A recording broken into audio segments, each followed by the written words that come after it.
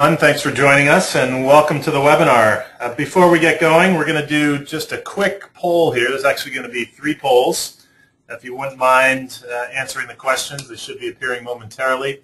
And the answers will be displayed to the entire audience, so we'll all get a chance to get a sense of who's with us today. So the first one is up, and this is about what best describes your position.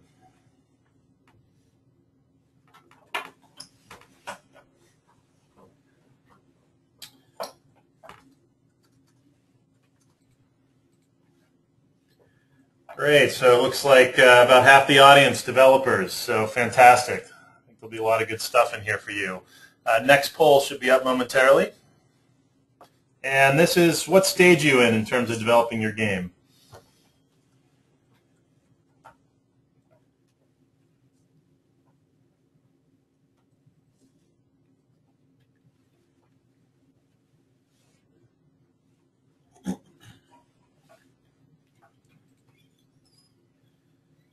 Great, so it looks like vast majority still in development and some coming out soon, so fantastic. And then last but not least is about your current infrastructure usage. So you're running servers in-house, using a managed hosting provider, or are you already deployed on something like Amazon?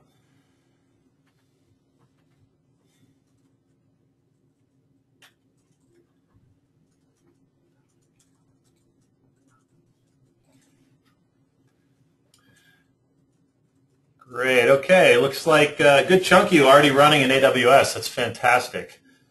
Excellent. Well, I appreciate everyone participating there. So let's get started. Welcome to the webinar. Today we're going to focus on launching and scaling your social application in the cloud.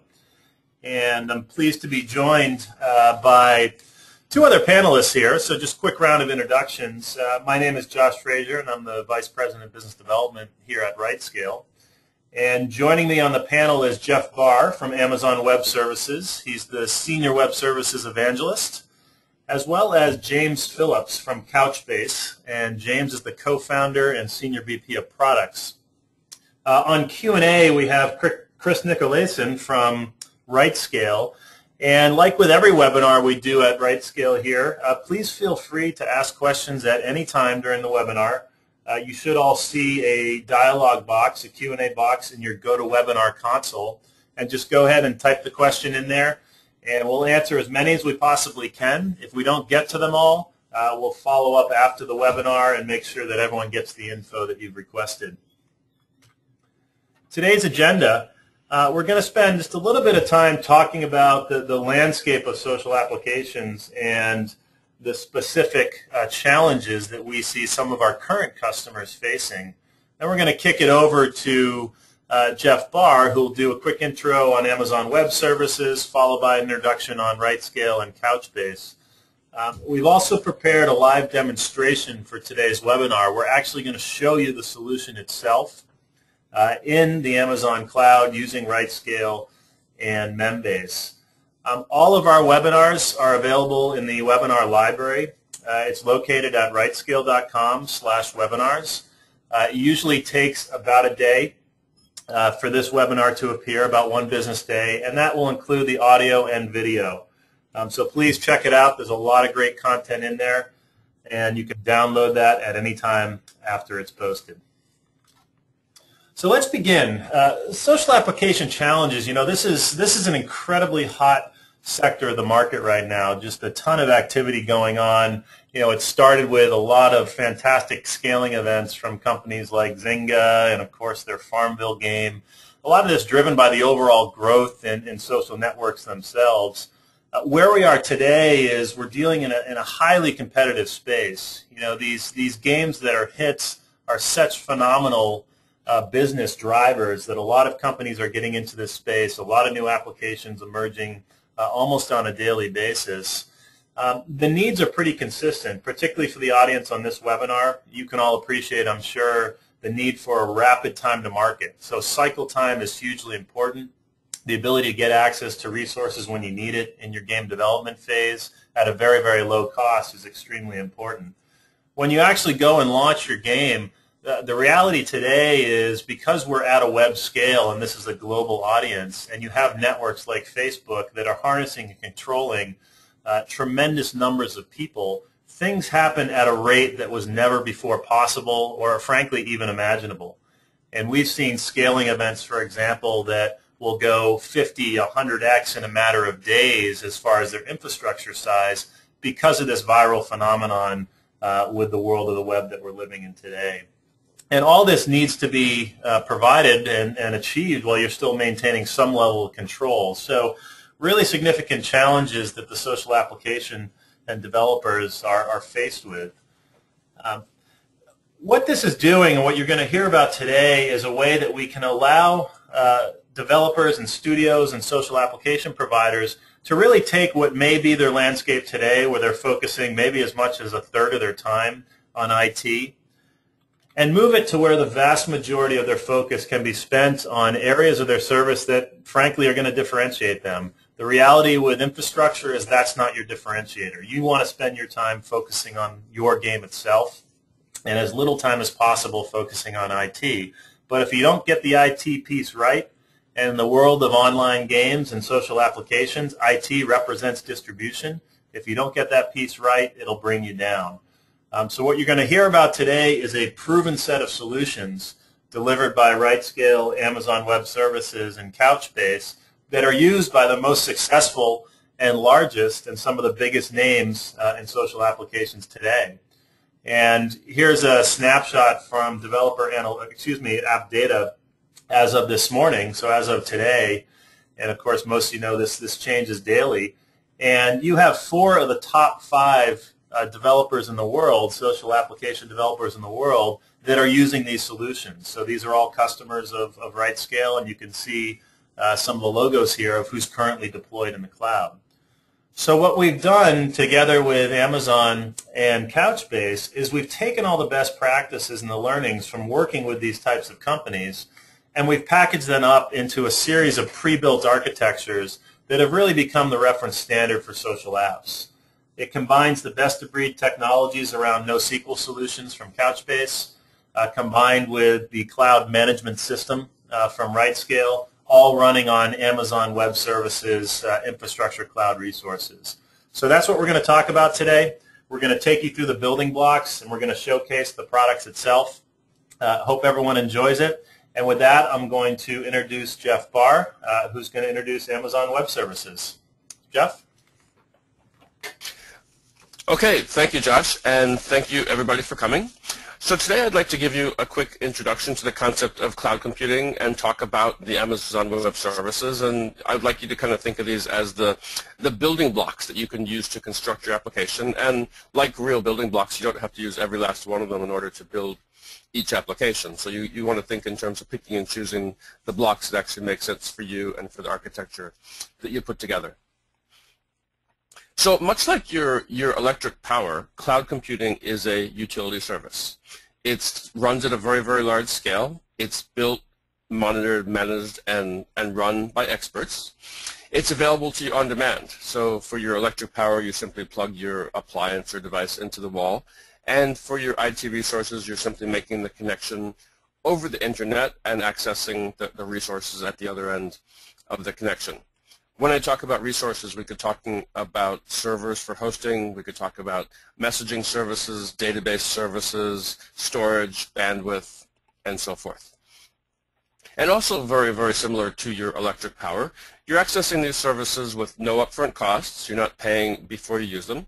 Your usage is measured, and then you pay once a month based on the actual amount of usage that you have. Let's move ahead to the next slide. So we have a very rich product lineup that we call AWS, or the Amazon Web Services. And this is a diagram of the different pieces and kind of gives you a sense of how they fit together.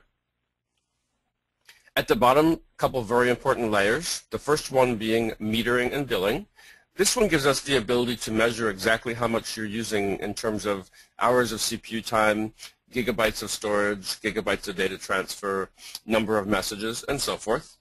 We measure all those things. We're able to tabulate that and post that to your account. You can always log into your AWS account at any time and see exactly how much you've consumed in the way of resources. At the end of each month, we add everything up, and we charge your credit card based on your actual usage. So if you're in design phase and you're just using a little bit of resources, you'll have a very, very modest size bill. As you start to scale up, your bill will scale up in accord with your actual usage. The identity and access management layer gives you the ability to take your AWS account and then dole out very fine-grained permissions to individual users and applications making use of different parts of AWS. So you might think in terms of having individual users created within identity and access management to allow different applications to have access to different parts of your AWS resources. So building up from there, we have the actual services. The Elastic Compute Cloud gives you servers on demand. You can spin them up in a matter of minutes. You can run multiple varieties of 4 different operating systems, many Linux distributions, multiple versions of Windows, FreeBSD, and OpenSolaris. 11 different machine types that you can choose to launch on with 32 and 64-bit machines, varied amounts of RAM, local disk space, network access speed, and the like. We supplant the EC2 instances with elastic load balancing to spread traffic out across multiple nodes, and then automatic scaling to sense the load on your fleet and then add and remove instances as needed to maintain a desired level of server load. The Simple Storage Service, or S3, is an object-based storage facility. You can upload entire objects to S3, where they're automatically replicated and maintained at a very high level of durability and availability. We have multiple database solutions that run inside of AWS. The Relational Database Service, or RDS for short, is a hosted container for multiple database offerings. We currently allow you to run 4 different versions of MySQL, as well as announced plans to let you run Oracle Database 11G inside RDS. And we take care of all the low-level details of hosting, patching, upgrading, scaling, backups, recoveries, fault tolerance, and failover for those databases, making it very, very easy to use the database without having to worry about the details. Amazon SimpleDB is a high-performance key-value store designed to give you very, very high storage and retrieval rates. And in addition to this, we have a number of third-party offerings, both commercial and open source, available to you when you're running on AWS. Moving up a level, we have Amazon's Elastic MapReduce, which lets you do very large-scale parallel processing. In a game or social application context, this might mean being able to analyze log files, being able to understand performance and trends and metrics, and to be able to extract business intelligence from these very, very large log files. For delivering static or dynamic content to your customers, Amazon CloudFront is our content delivery network, designed to mesh with Amazon S3 and can also be used as effectively as a cache for output produced by applications running on the Elastic Compute Cloud. We have 3 different services for different types of messaging. For building highly scalable pipeline-style applications where you want to connect different stages of a pipeline together in asynchronous fashion, we have the Simple Queue Service, or SQS. The Simple Notification Service lets you do publish and subscribe style notification to distribute messages out to subscribers in a very short amount of time. And then the Simple Email Service allows you to send either transactional emails to individual recipients for transactional purposes such as a sign-up or a purchase, or large-scale or bulk email out to a very, very large list for more informative purposes, newsletters and the like. Stepping up levels once again, Amazon CloudWatch collects, summarizes, and lets you to display various operational metrics on your compute cloud instances and your databases and your load balancers. Those are made available to you both via an API and through the AWS Management Console. That console is a browser-based visual tool. You simply log in and you can see all of your AWS resources. You can sort them, you can filter them, you can monitor existing resources, you can launch new resources, you can shut them down, all visually and with point and click. AWS Elastic Beanstalk is a high-level application management framework. Makes it very, very easy for you to build an application, upload the compiled code to AWS, and then Beanstalk will take care of spawning EC2 instances, setting up a load balancer, setting up auto-scaling, managing upgrades of versions, and dealing with log files, dealing with all kinds of system upgrades and so forth behind the scenes for you. Currently set up to let you do that all for Java applications, and you simply build your Java application, compile it to a WAR file, and then Beanstalk will take care of all the details for you. So you can program AWS in a number of different languages. We have development centers with SDKs and documentation for a number of languages, including Java, PHP, Ruby, Python, and .NET. We also have a plugin that runs inside of Eclipse. You can do all of your development and your deployment inside of Eclipse if you'd like. On the network side, we have the virtual private cloud. Allows you to create a detailed network topology of instances running in our cloud. You can create a network, and then put further into that, you can subdivide it into subnets with routers in between the subnets with full control of access and permission from subnet to subnet, and even from machine to machine, both inbound and outbound. Amazon Route 53 is a high-performance world-scale DNS service. And so think of all these things in this picture as the basic building blocks that you can use to build your application or game very, very quickly, very, very efficiently, focusing on your game instead of on trying to build these individual pieces yourself. Let's move ahead to the next slide. So wrapping up my section, some of the advantages of the AWS Cloud. We offload heavy lifting from you. We give you access to massive data centers currently located in 5 separate parts of the world. East and west coast of the US, Singapore, Tokyo, and Europe. And you have the full ability to launch instances and to store data in any of those locations as you would like. You get a lot of flexibility because you can choose where to run. You can choose how little or how much you need, and using only the amount of capacity that you need when you need it. We lower your costs because you're going to eliminate upfront capital expenditures. You don't have to invest in data centers and servers and make large upfront commitments for resources that you might or might not actually use. And then you're going to reduce your ongoing operational expenses because you can have a dynamically scaled architecture which is only going to dial in resources when you need them based on the amount of traffic that's arriving on your servers. And then the pay-as-you-go utility computing model says that your costs are going to very directly track the actual amount of usage, and you won't have those fixed costs that are often the real trouble spot with new applications that are running at a smaller scale. And then finally, we're going to reduce your time to market. You're not going to have to worry about all these infrastructure hassles. You don't have to worry about where's the data centers and do I have enough power and cooling and bandwidth and have I bought the right kind of servers and so forth. You let us take care of that. You focus on where you can add value to your business and focus on building, deploying, and succeeding. And with that, let's go back to Josh. Great, thanks, Jeff. Appreciate the overview. So as you just saw, Amazon offers this incredible array and portfolio of infrastructure-based services. What RightScale does is provide a software cloud management system on top of AWS. So Amazon's the cloud, RightScale manages the cloud. And RightScale focuses on the entire lifecycle management of your application. It starts with easy access and easy orchestration of all the Amazon resources you just heard about. It's completely automated, so everything within the RightScale system can be used to trigger a remedial action, whether that's auto configuration, scaling, runtime remediation, whatever it is you need to automate. RightScale can handle that, as well as a whole host of policy-based controls, so account management, reporting, et cetera, and then portability and ease of deployment across multiple different Amazon resource pools. So Jeff mentioned those 5 regions. Those are essentially 5 independent clouds. So RightScale gives you an easy way to take advantage of all the different regions Amazon offers around the world.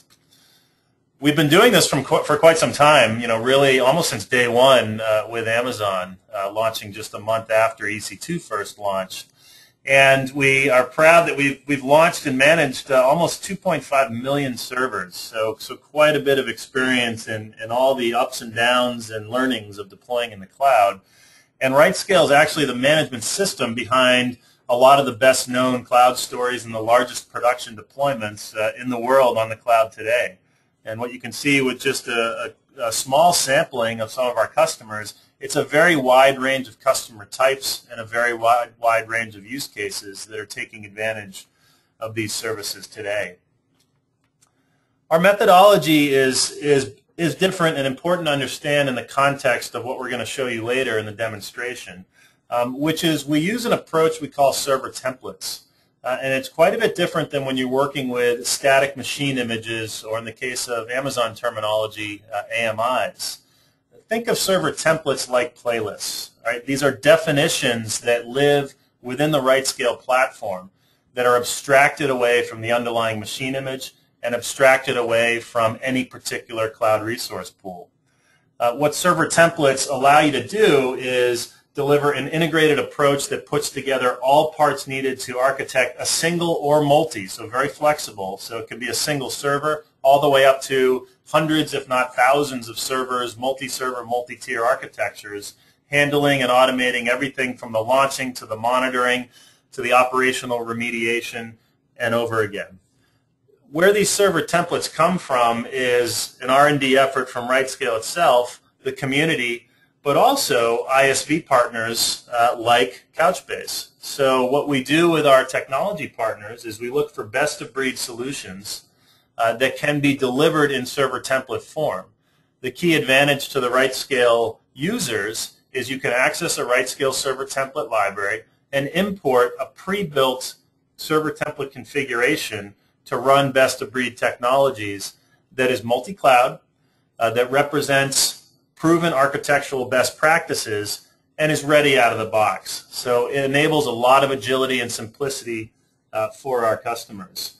And with that, I'm going to transition it over to James from Couchbase, who's going to talk to you about their Membase solution. And specifically with these server templates, we have now Membase server templates available today in our libraries for you to take advantage of. So James, why don't you take us through Membase? Thank you very much, Josh.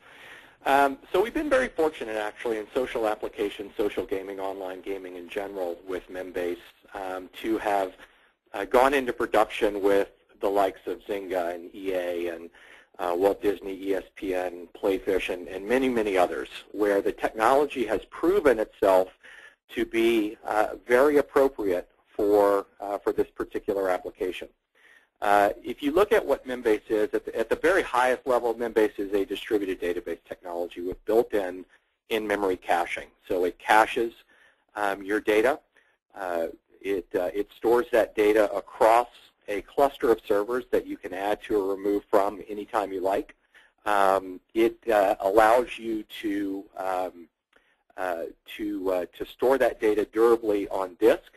And so it's a very, very easy to use system. We like to talk about it in terms of being simple, fast, and elastic. If you look at the simplicity aspect of Membase, it's very easy to get it. Certainly the RightScale server templates make it very, very easy to deploy Membase to the Amazon Web Services EC2 Cloud. It's very easy to develop against. There are SDKs available for every language, PHP, Ruby, Java, C#, and just about any other language and application development platform that you're using. And it's very easy to manage over the entire life cycle, not just to begin using it and developing, but to manage the cluster as you go through the application's natural life cycle. Next slide. Membase, in addition, is a very fast database technology. It's very low latency, extremely high sustained throughput, but most importantly, I would say, is it's very predictable. If you look at, just to use a real data example, a 3K data object that you need to serialize into and then deserialize back out of the database, for a 3K object size with both random reads and writes, one can expect on the order of about 800 microseconds. Latency, and the 2 standard deviation bounding box around that is on the order of about 200 microseconds. So sub-millisecond latency to get a reasonably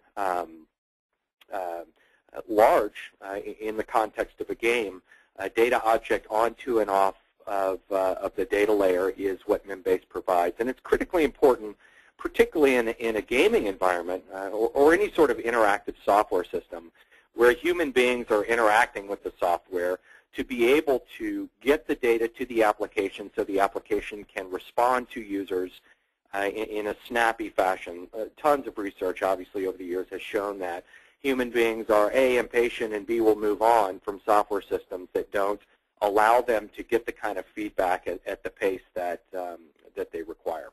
Next slide.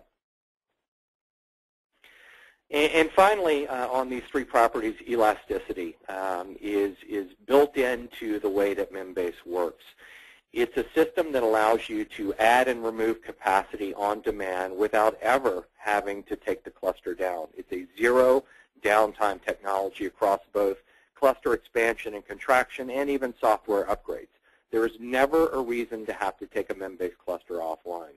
And again, in a social gaming environment, on the web, with web applications, interactive software, we live in a world where users come from all over the globe, and your application has to be ready to serve them 24 hours a day and 7 days a week across the entire year, and that's supported by a technology like Membase.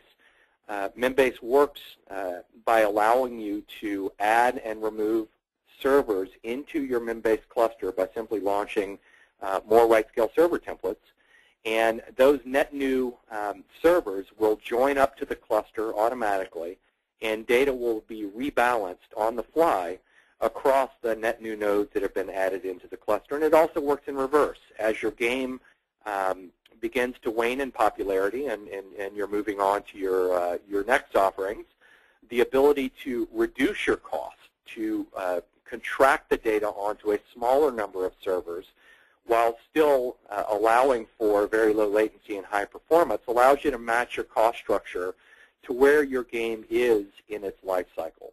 So very, very flexible, and again, no required downtime at any point in time for your application.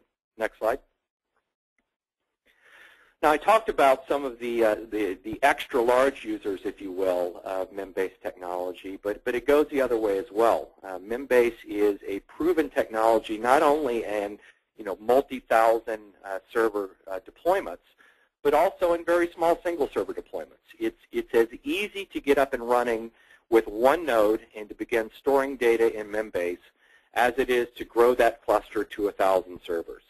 And it's very easy to get started from an application development perspective, putting data into that single server Membase deployment. So I would encourage everyone who is building social applications, building social online games, to give it a try. It's available for every language, every application framework, very easy to launch on RightScale and to use the technology on AWS. And the best way to experience it is to experience it. And with that, I'll hand it back to Josh.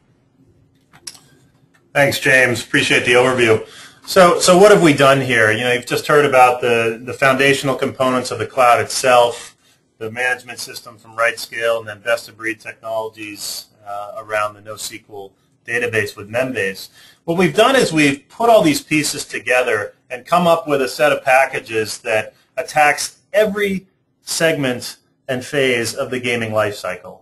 And there are unique problems within each phase. So from this audience, it sounds like we're very focused on phase one, which is all about that concept and development. So there, the key pain points and what you're concerned with is fast cycle times. You need access to resources. You need access quickly. You need access at a low cost. You need to focus on your game. You don't want to worry about IT. As you'll see in the demo, this package gives you a very easy and repeatable way to get access to resources when you need them. But do so in a predictable fashion and with a full history. So that's a pretty key component, and you'll see how that works. Moving into the next phase, you're launching your game. Well, that's where a lot of those pain points and success disasters become real risks, which is everyone wants their game to be big. What happens when it goes viral? And with these audience aggregations that we're dealing with now, you can launch an application on Facebook and in a matter of days be dealing with tens of millions of DAUs. So it's not just about that total level that you reach. It's also about the slope of the curve. How fast are you going to get there? and having the agility within your IT systems becomes absolutely critical. Once you kind of hit the top of the curve and enter maturity, a whole different set of needs become really, really paramount. Things like control and access and reporting and cost accounting, making sure that you have a real business behind this now. How do you protect that? How do you understand ROI? And then finally, when you reach kind of end of life, you don't want to do everything over again when you move on to your next game. And part of this solution also addresses that phase, which is giving you easy ways to take the entire system and all the tuning that you've done, clone that system, and then publish it out to a new environment, a new game development group, a new publisher, whatever the case may be. So with that, let's actually dive into the demo and show you the product and the solution itself. And with that, I'm going to jump over here. And we're going to go ahead and log into the RightScale management system. So now that I've logged in, I've arrived at the dashboard section of this particular account, Publish Master. So the first thing to call to everyone's attention is this notion of accounts. Think of accounts as virtual data centers. So every account you see listed here is going to correspond to a different set of cloud resources. In this particular account, Publish Master, you can see I have access to not just one, but actually 5 different cloud resource pools located in different areas of the world. So this becomes very important as you start to think about high availability, business continuity planning, so on and so forth. So sticking with this account, Publish Master, the first example I wanted to show you is around that phase 1. Okay, so how do you get access to environments very quickly in a repeatable fashion? With that, we're going to jump over to the macros section of RightScale. And you'll recall earlier I referenced server templates. What macros are is an automated way to rebuild a system, and that system is comprised of a certain number of server template configurations. So we'll go down here and we'll access our gaming reference architecture and just click on this. And I'm going to click Run. And what this gaming reference architecture is going to first do is it's going to prompt me for a few different variables. And these variables were set by the publisher, so the administrator who published this macro to this account. So we'll just go ahead and pick the defaults on the security groups and the SSH key pairs. I'm going to go ahead and run this macro. It's now going to ask me for a name. So it's going to ask me to name this system. A system in RightScale is called a deployment. So we'll go ahead and call this social application webinar. Click OK. And in a few seconds this will finish. Looks like it's finished executing. So now let's go back to our dashboard and we're going to take a look at the deployment section. You'll notice here now there's been a deployment that's been built. Okay, so this macro built out a system, a RightScale deployment. And if we take a closer look at what's in here, you'll see here that this has built a fixed 5-server cluster. So this includes redundant front ends, software load balancers, and PHP application servers. And then not one, but 3 different Membase nodes. So this is a fixed 5-server cluster. But it didn't stop there. It actually also included 2 different server arrays, one for the application tier and another for the Membase tier. And these arrays will grow and shrink based on the automation rules that you set up. All of this is managed as a single system called the Webinar Social Application. And what's unique about this is this can take on any sort of form, size, or scope that you want. So you can build out a system that includes a single server. So if you want to keep costs really low and you're at the early stage of your development cycle, there's no reason that macro can't be to recreate a single server system all the way up to thousands of servers in a multi-tier environment. And it's not just about the instances themselves, it's also about the various different configuration components about how that system behaves. So let's jump in and talk about that, this next component. And here we're going to show you how you can reconfigure some aspects of this system. So part of the solution here that RightScale and Amazon and Couchbase are providing are pre-configurations around what we have discovered to be best practices based on our experience with the customers that you've heard about. But say you want to do some fine-tuning. In this particular case, we're going to fine-tune some of the automation. So I'm inside this Membase server array, and I want to call out a few key things here. One is this array is set to grow and shrink in the Amazon East region. We'll talk a little bit about how you go multi-region in a few minutes. Second is this array is using a single server template. So remember that server template is just a playlist. It's a definition. All right? It's sitting within the RightScale platform, abstracted away from the underlying cloud resources, including the base cloud image. So that's why you can have a single server template that will launch over and over again resources across multiple different clouds. This server template corresponds to a single base image. This is a multi-cloud image that RightScale will take on the heavy lifting of maintaining, updating, running, putting through patches, so on and so forth. So you don't have to deal with image maintenance. We have this catalog available in all of the Amazon regions, and they're typically clean images, including just the OS and then our agent that we call RightLink. So there's several key advantages there from an overhead standpoint that we're offering our customers, but also you get a very proven catalog of assets because this CentOS 5.4 base image is the same CentOS 5.4 base image that every single RightScale user, including some of those big consumers, is using. From there, all the configuration happens dynamically with that server template. But let's go ahead and tune some of the automation configurations on this Membase array. So first we have this allocation policy. This is simply how large are you willing to let this array grow to. So let's adjust that up a little bit. It's capped out at 20. So let's do some tuning and adjust that up to 30. And then we want to say let's have this all go weighted. So we're going to have it equally distributed across multiple availability zones. And what's key to that is that will allow you to ensure a sense of high availability. Okay, I can also, if I want, place these in a specific zone. So let's say I want all of these to be in zone 1A. I have that option as well. The next, you have this area around the alert behavior. RightScale is monitoring a whole host of system-level metrics. Additionally, you can write plugins to get application monitoring to trigger RightScale actions. Any metric that RightScale is monitoring can trigger an action within the platform. Those are called alerts and escalations.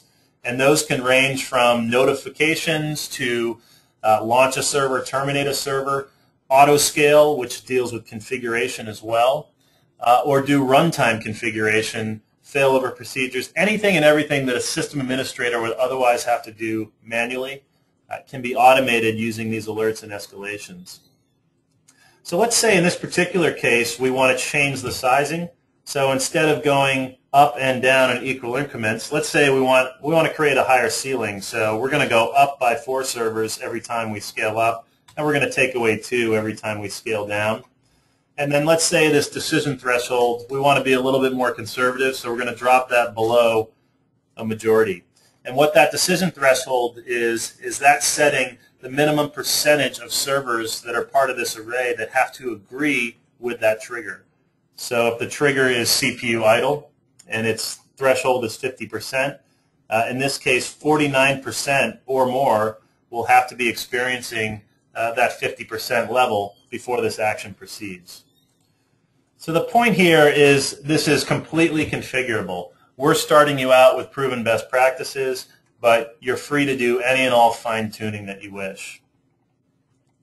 So lastly, let's talk about the next example, which is very typical in gaming, which is how do I take kind of these proven best practices and all this tuning that I've done and publish them into a different environment. And we see this all the time because the reality is these applications may be very different. So whether it's a social game or other Facebook app, the applications may be very different, but the underlying IT configuration is not. So part of the secrets to the successes of companies like Zynga and Cityville and Farmville and Cafe World is what I'm about to show you. It's this cloning feature. So here we have this webinar social application. I've done that fine-tuning on the array. And I'm going to go ahead now and I'm going to create a macro on it. So I'm going to go back to Design, Macros. And instead of executing the macro that I did earlier, because remember we've done this fine-tuning now, I'm going to go ahead and create a new macro. I'm going to select to create it off of a deployment. So we're going to use the deployment that we just tuned. Create. And what's happening now is RightScale has created a new macro called Webinar Social Application, and then today's timestamp. But it doesn't stop there. My next step is I want to publish this out to another development team. Or this game's ready to roll into production. I want to publish this out to a different environment where our publisher can access it. So I'm going to click Publish, and I'm going to opt to share this privately. And let's say, in this case, I'm going to shoot this out to our EMEA team. And I'll just enter some placeholders here right now. Go ahead and click Preview. And I'm not going to click Publish because it actually will publish it. But what happens once I click Publish is anyone who's a member of that private sharing group, I clicked EMEA in the case of this example, is going to have access to this configuration that I'm about to share. So this can be someone within my company that's just working on another game. This can be a third-party development house. This can be a publisher that we're working with to take the game to market. But it's all being done using this abstraction layer and server template approach. So you can have multiple different environments that have access to share best practices of all these configurations that are easily extended amongst the different accounts. So let's go back and take a look at what we've actually done in graphical form here. So the first example you saw is how we can quickly access a pre-configured environment. In this particular case, we were accessing a fixed, the demo you saw had 5 servers, this has 4, but a fixed 4-server cluster with redundant front ends, load balancers, application servers, and web front ends. This happened to be PHP, but of course any application language is supported. And then 2 different Membase nodes. So in a matter of seconds, I was able to access the definition of this entire system, which included not only the instances themselves, but how those instances related to one another. The next thing you saw is how I fine-tuned some of the automation. So specifically in the case of this example, we had 2 different arrays.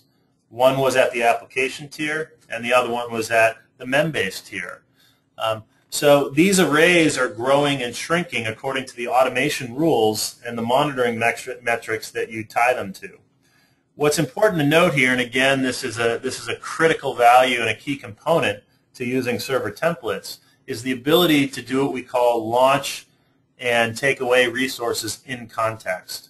Because the reality is auto-scaling is very 2 distinct pieces of the equation. The first is auto-launching, so a threshold has been reached, you need to launch a resource.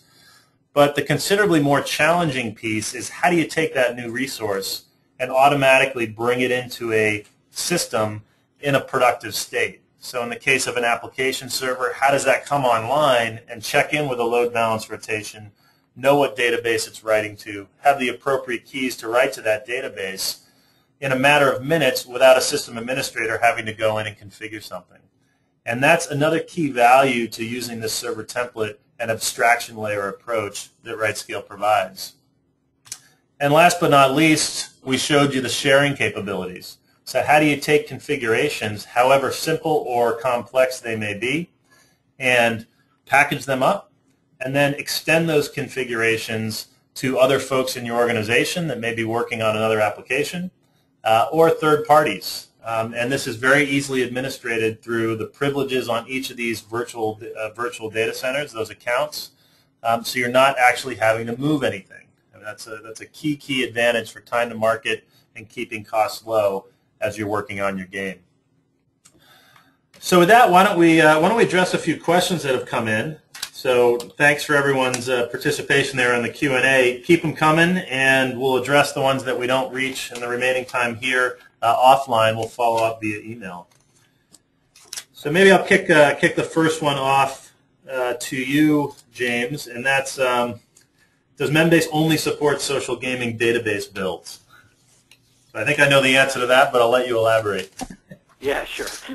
The answer, of course, is Membase is a general-purpose distributed database system that is most appropriate for interactive software systems, and in particular web applications, of which social applications and gaming are obviously a subset.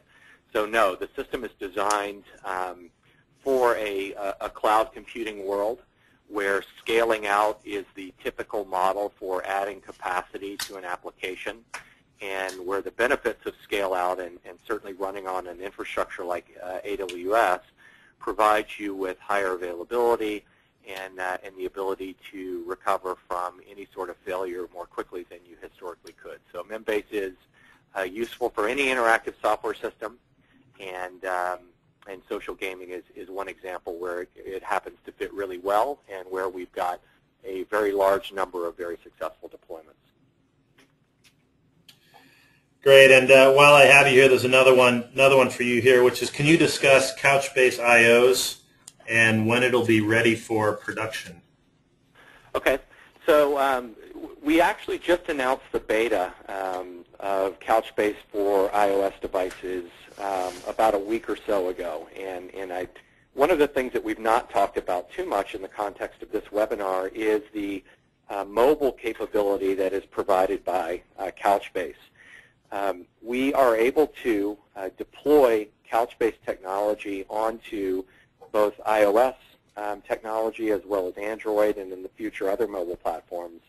And one of the unique capabilities about Couchbase is the ability for the technology to synchronize across deployments. So for example, if you've got a social game that has a web interface and you've got millions of users, obviously Membase, which is our flagship product today, is capable of serving those users coming in through the web interface. However, most mobile game vendors today are also building or trying to build native mobile application versions of those software systems. Farmville has an iOS version, and there are other game vendors who want to or do provide iOS and Android versions of their games. With Couchbase technology, we're able to synchronize the data from your mobile handset back up to an AWS deployed cluster, for example, so that when you've got a user playing the offline mobile version of the game and get back into an area where they can connect back via the internet and they're online, data will synchronize automatically in the background so that when they begin playing again through their browser, when they're back at their office or their home, they've got the ability to have consistent data. So the beta version of iOS, Couchbase for iOS, again, was released about a week or so ago, and our intent is to support that in production environments when it's ready, frankly. And our expectation is that will be in the next couple of months. Great, thanks, James. Jeff, I'll throw this one to you. Who handles security concerns, protecting unauthorized access to source code and data? Okay, so security is always a question that comes up in response to any kind of cloud computing deployment, and it's something that we take really seriously. So basically what we are able to do is we give you systems that are secure at the infrastructure level, so at the network, the hypervisor, and so forth, and we are then launching essentially regular copies of any of these operating systems. So anything at the operating system level and above is something that the customer has to bear some responsibility for. So what we do to make that straightforward is we give you things like security groups and access control lists for networks, so that with the security groups, when you launch your new EC2 instances, you always put them inside of one or more groups. The groups give you the ability to control the IP addresses, protocols, ports that are allowed to access any particular EC2 instance or collection of instances. by default, no access is allowed, and so as part of your design and architecture planning for deployment, you actually will very carefully identify which groups of instances are allowed to be accessed from which IP addresses. Are they internal addresses for a multi-tier app? Are they global addresses for the web server tier, and so forth. We also do have a security white paper available with a lot of details about our security principles and practices and certifications and the like. Great, thanks, Jeff. Appreciate it. Next question is around choosing locations to ensure my app is running in a particular area for HA. So maybe there's something we can show on the dashboard, but maybe Jeff, if you would entertain us first a little bit more about availability zones and how they differ from regions. Sure. Okay. So we currently have 5 separate regions located in the U.S., Asia, and Europe. And each of these regions is individually addressable and is functionally distinct from all of the other regions. Inside of each region, we further subdivide them into a model that we call AZs, or availability zones. Again, each AZ is functionally separate from the other zones in the same region, and that commonly means either separate physical facilities or separate rooms within a very, very large facility. But each AZ is engineered such that it has independent power, cooling, network connectivity, and physical security from the other zones in the same region. When you choose to start deploying your app, you have several choices. You can explicitly denote a particular availability zone, and you can then launch a number of instances into that zone, or you can not specify it, and then we will choose based on availability. We will choose an appropriate availability zone for your instances. So to build a very highly available application, what our customers will typically do is they will, as they go into launching tens and hundreds and even thousands of instances, they will spread out those instances across multiple availability zones. They'll use things like our auto-scaling and our load balancing to then distribute the web traffic load across all of those instances regardless of the zone that they are in. So just to elaborate a little bit on that, and you can see how this plays out, and again, this is one of the key benefits of operating at the abstraction layer here. I'm going to show a few more columns here in this deployment that we referred to earlier.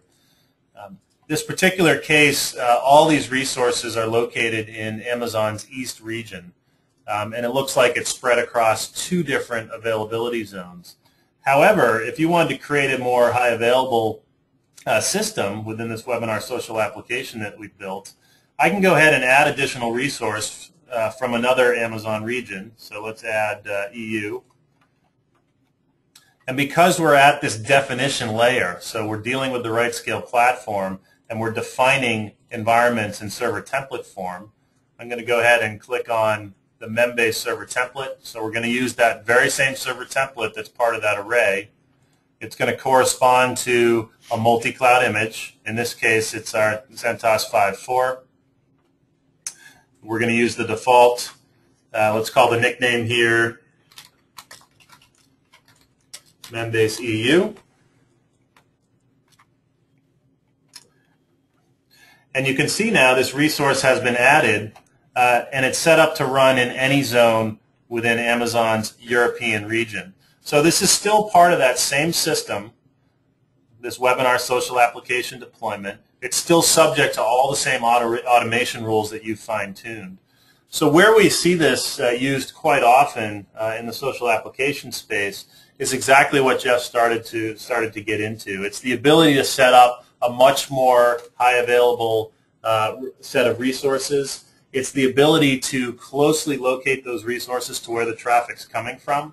So just like you saw me add a resource now from the European region, I can go and replicate these arrays in other regions throughout the world. This array happens to be running in the East, but I could just as easily place an array in the Japan region as well as Singapore. And we see that used quite often, and we see the automation rules be set based on traffic loads that are coming to that specific area of the world. Or you can even add in a schedule to that where based on time of day patterns that you become familiar with, you can launch and make resources available when the traffic's going to be there. So again, abstraction layer becomes very, very easy to do this type of HA and disaster recovery type architectures. So let's jump over, and I'll throw another one off to you, James. Which essentially, when a new Membase node comes online, how does it know? How does it replicate? How does it know where it needs to exchange data with? How these nodes essentially become aware of each other is what the question's getting at. Right. So anytime a new Membase node is powered up, it is given a command to join the cluster. And it communicates with any other node that is already part of the existing Membase cluster that it is going to join. And once that communication occurs, our cluster management subsystem joins the node into the cluster, and upon command will rebalance data across the cluster and do that in the background. So new node joins cluster, communicates with one of the nodes. It starts to rebalance data to the net new node, with the ultimate result being that data and the I/O, access to that data, is spread across all of the nodes of the cluster, including the net new ones. We don't actually start the rebalancing process until there is a command to do so, which obviously can be automated. But we do that because many users will want to add multiple nodes in at the same time before actually doing the rebalance calculation and firing off the rebalance. I think as you showed earlier, actually, in the demo, you were adding multiple servers whenever there was a need to increase the size of the cluster, and so that's how it works. Great, thanks, James. Another interesting question that gets into cost control. So cost depends on the amount of cloud resources used. What if my game accidentally eats a very large amount of resources because of a bug? Can I be protected somehow? So a couple things on that. One, the cloud is pay-as-you-go, so absolutely right. The more resources you use, the more you will pay. So just like turning on a lot of electrical devices, your electric bill is going to be higher. However, there are certain controls and notifications you can put in place, and I'll jump back over and show you just one key thing here, which is a quota system. So we're back in this publish master account, and another benefit here is the ability to group together multiple environments under one management umbrella. So in this particular case, we have this account publish master. But within this umbrella of accounts, there are 5 additional child accounts. And within each of these environments, you can do things like select the private library, so that sharing feature that you saw us demonstrate earlier. That's the account groups that you see here. You get real-time visibility into servers that are running, current cost consumption rates, but more importantly, as it relates to this question, the ability to set limits. So I can go on this production account here. It's got a $5,000 quota. I can go ahead and update this and have an action taken when I reach that quota. In this case, the action is pretty minimal. It's just asking for a notification when 90% of that quota is reached. So you do have some ability to control what's going on in these environments by using this type of governance. So with that, we're actually at the top of the hour. Apologies for the questions we weren't able to get to live, but again, we will be following up via email with the remainder of the answers. I want to call your attention to a couple key pieces of information. The first is this is really easy and no commitments required to try this stuff out. So if you haven't already done so, go get yourself an Amazon account. All you need is an email address and a credit card. You don't need to commit to purchasing anything. Just get a set of credentials. Once you have those credentials, go to RightScale.com and you can get a free developer account using those credentials on RightScale. So try something out. It's really important. We really encourage developers, particularly at an early stage, to start to understand these cloud-based architectures because it's really going to be critical to your success down the road. If you'd like additional information, there's lots and lots of content out and available to you. Also, lots of specific content on social applications and online gaming. You can go to our webinar archive, rightscale.com/webinars, download both the audio and the video. We also have a lot of specific info on gaming and social apps, things like white papers, training modules, screencasts. Just go to rightscale.com/gaming. So hopefully you found this webinar useful. Please feel free to shoot us an email if there are any other questions. Jeff and James, as always, it's a pleasure. Thanks for joining. You're welcome. And everyone that joined the webinar, we really appreciate it. Have a wonderful day, and we'll talk with you on the next webinar. Take care.